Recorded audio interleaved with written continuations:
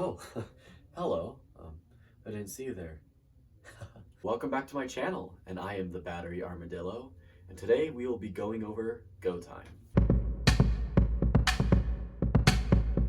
So to first start things off, maybe asking, what is go time? Well, you see, go time is our high school cadence. It's by far one of my favorites. It's altogether an easier cadence. It's not that difficult of a cadence, so it's really quite fun. This is go time. It's at 108 beats per minute, but I generally like to take a more faster tempo, like a more of a 120 marching. This one's by Cassidy Byers. You should check them out. Yeah, it's at freedrumlinemusic.com. Link in the description. Anyway, so let's take it off of this loop. Let's get to work. Did you get shorter? No, I got taller. All right. Anyway, so first let's start off breaking down the snare part. Now the snare part is pretty simple. It starts off with just 1E and 2E and with an accent on the beat. So at a mezzo forte, so you don't want crazy stick heights, just maybe down like halfway. So ba-da-ba-ba-ba-da. Instead of right, left, right, right, left, right, it's right, left, right, left, right, left. So you really want to get that sticking change. Get those accents in, because accents are key. Then it goes into kind of the same rhythm, but all together. So together it makes. And then it goes into 4 16th notes with the accent on the beat, the first one, into 2 8th notes with a rim shot on the first 8th note. So, and then really cool syncopated, like, you know, offhand, like Now these were in tenor drums, we call them double stops, where it's both at the same time. So not really, you don't want to flam. I guess you could flam, like, but I tend to like the all together. Those first 2 bars are, and then repeats the first measure into that same pattern, but with a rim shot at the front, into a 16th note roll, or a double stroke roll. Now it goes to piano to forte, and dynamics are key. So what I like to do with snare is start on the edge, because it provides more of a quieter sound, and you bring your way into it. So it's more of a visual thing, and drumming is very visual, and it's also a sound thing. My double strokes aren't trash. Your double strokes are trash. And then it goes into stick licks. 1, 2, and 4. Really nice. Then it goes into this really cool rhythm. So the first, it starts off with and that's really the entire measure. Now this is on the rim. Provides a really cool sound, like. You just listen to it over. What I do is I just listen to it over and over again, and eventually it's ingrained, and just. Maybe a double beat, triple beat warm-up would help you with doing this, or a 16th note timing warm-up, and generally that would help you a lot. All right, so after that, it repeats that twice. It repeats it 3 times. Then the 4th time, it goes into another double stroke roll. Now there's no crescendo on this one, so it's just right in the center. So all together, it's.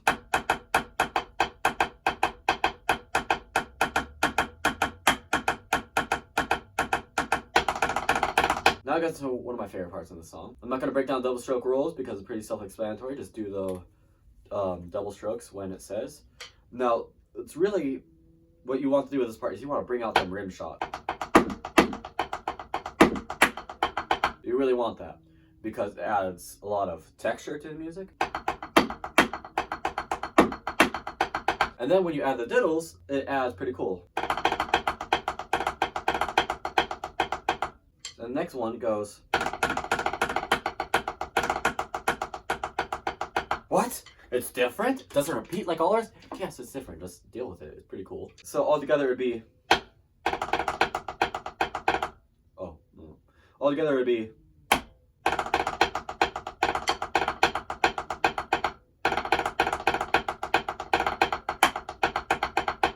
And then it goes into a forte piano, which is exactly how it sounds. Forte then piano. So you want a forte on the first beat, then the next note you play, you want it super quiet. Not roll slowly crescendos, not at that rate because I don't want to play through it all. At the end of the roll, you go which is 16th notes. So 1, 2, 3, 4, 1, and then a double on that left. And then you add da, da, da, da, da, da. Pretty simple. And then altogether it's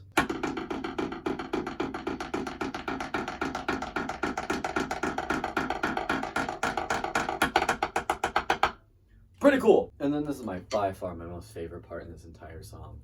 On the rims, you'll be playing this rhythm. And then with your left hand, you just play on, again, 2 and 4. And all together, it should be. When you play 2, it's pretty easy, but the 4 normally gets me. And how I combat that is I just go, ba, ba, ba, ba, ba. So in that case, instead of thinking of it as I'm playing this hand separately and this hand not separately, I think of, okay, so I think of it more as a weird sticking. It's just a weird sticking. So if you can just play this, I would just practice that. And then eventually you tie it all together. And then it goes into another double stroke roll with an accent on the front.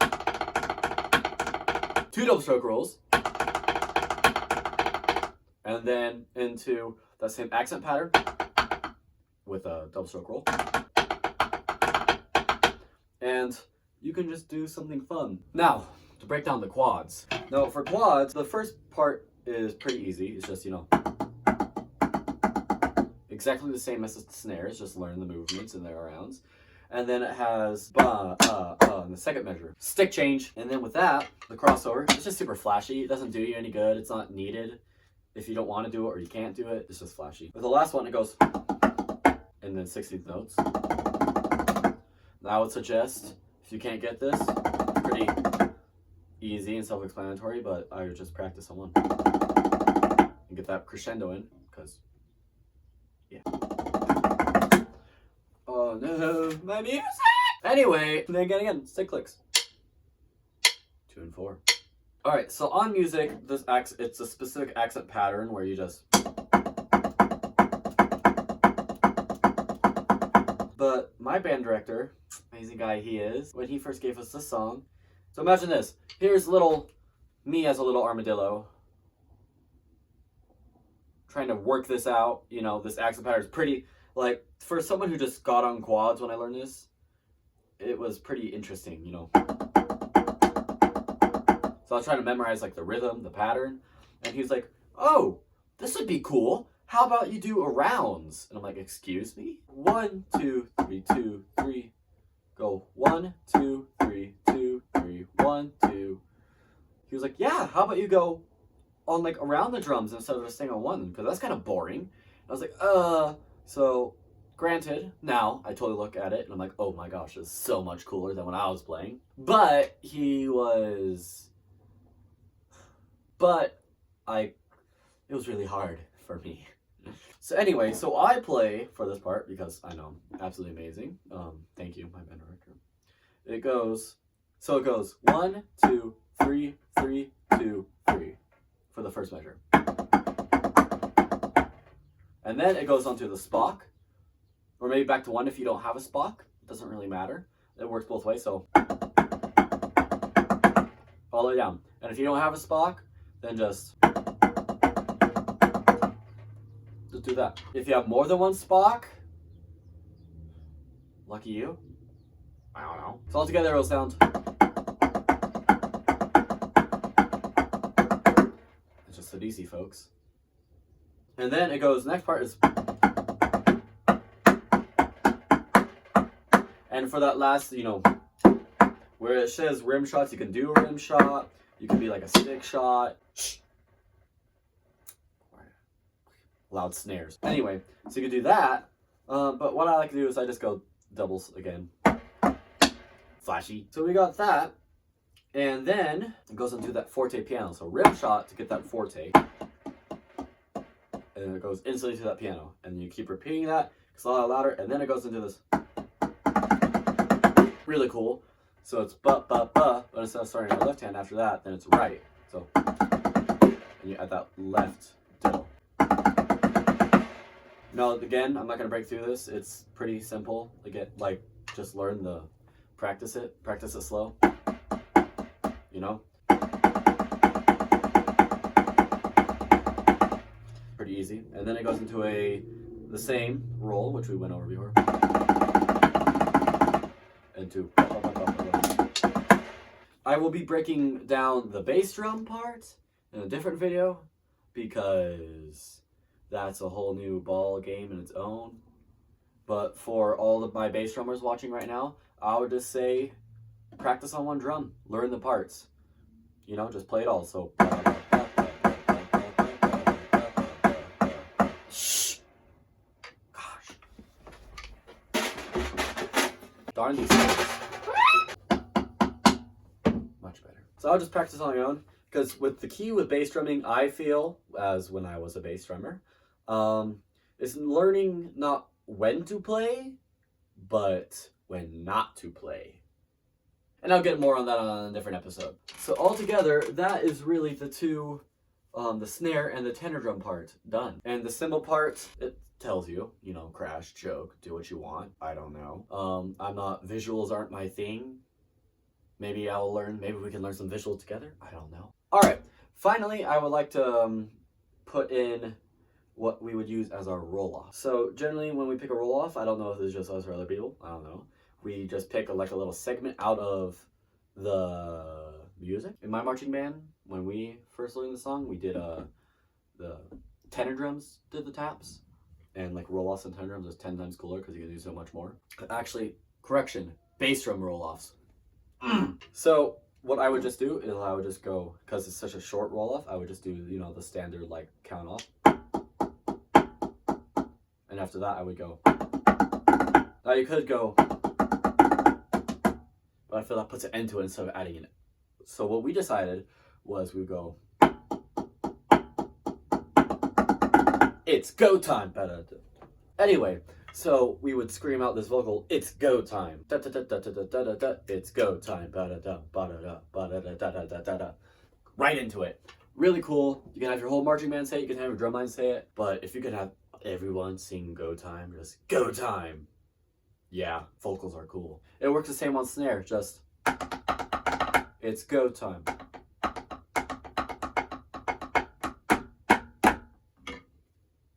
All right, now all together, with bass drums and cymbals, it should sound like this.